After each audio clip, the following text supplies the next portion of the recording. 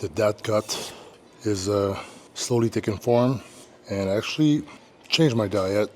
I'll show you guys later, but I have no carbs in the morning, and I got, after that, 3 rice meals, and then I got a salad at the end of the day, and yesterday I added some sourdough bread to it, but I could swap that out. It's going somewhere. I lost like 10 pounds for sure so far. So the goal is to get lean, like almost like a shredded look. That's the goal. I'm gonna show you some of the back exercises. So I want to start with the double pull downs, and then we're gonna move on to dumbbell rows. Brought these back in after some years. After that, T-bar row supported. And what did I do last time after that? And we'll figure it out.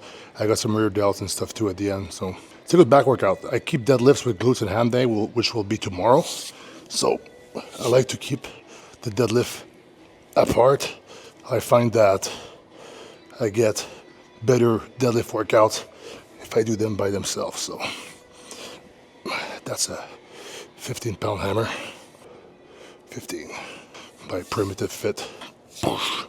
I'm gonna do a giveaway soon on my Instagram, so you'll be able to win one of these for free. Stay tuned. For some reason, the 4 plates, 2 at the same time, is way harder than 5 with one arm. Kind of weird, right? So that's why I went back down to 4. Doing the double. Feels good though. But I find that every machine or exercise you do, sometimes you just gotta do them a few times to really get the full benefit. So that's one of them here. So another set of 8, then move on to the next.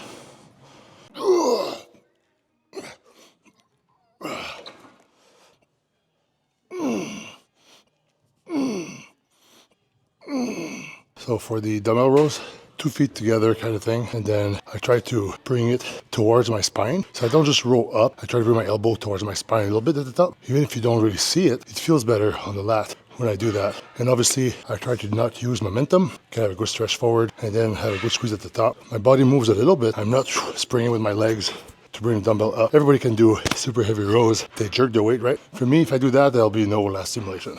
So I gotta go medium heavyweight and then use a better form. That way I can get a good lat contraction. Mind that back has always been one of my weak points. So if you see my back, that's been improved over the years because I did something right. So there's little tips like that you can apply for yourself. But that's a funny thing. Would you, let's say if you go see Derek Lunsford, always had an amazing back, or Regan, would you go ask them for back advice? Or you would go see a guy who had a shit back and made it really good, which is pretty rare, right? You gotta think about that. I'm sure you could get some tips like, oh, they're doing the movement this way. Like the way Regan does his rows and stuff, it looks very natural, right?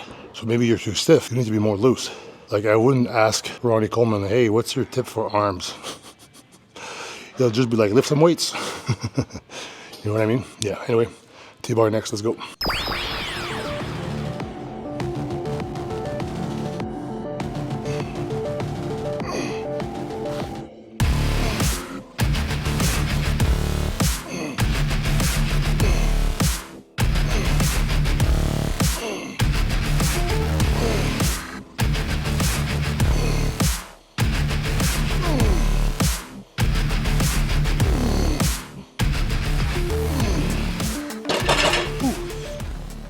So T-bar, just did that.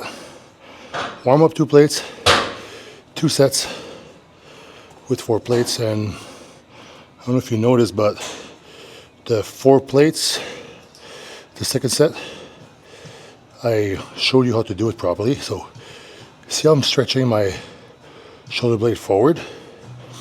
Well, every rep you do that, but you don't collapse with it.